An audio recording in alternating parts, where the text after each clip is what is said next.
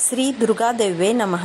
तर आजच्या व्हिडिओमध्ये तुम्ही बघत आहेत की होम कसा करावा, नवरात्रीमध्ये घरच्या घरी होम आपण कसा करू शकतो, होमसाठी लागणारं आपल्याला साहित्य काय असतं पूजेमध्ये, तसंच हवन विधीसाठी आपल्याला स्वाहाकार केव्हा करायचा असतो, नंतर आपल्याला मंत्र स्तोत्र कोणते बोलायचे असतात, कोणत्या मंत्राचे किंवा कोणत्या स्तोत्राचे किंवा कोणत्या पारायणाचे हवन आपण करू शकतो।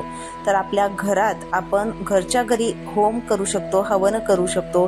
1 हवन आपल्या घरात नक्कीच व्हायला पाहिजे, एका वर्षात एकदा तरी। आणि नवरात्रीमध्ये जी अष्टमी किंवा नवमी येत असते त्याला नक्कीच सगळ्यांनी करा। आपल्या घरातील वाईट पीडा तसेच वाईट विचार, नकारात्मकता सगळे काही बाहेर निघून जात असते, म्हणून सगळ्यांनी हवन नक्कीच करा।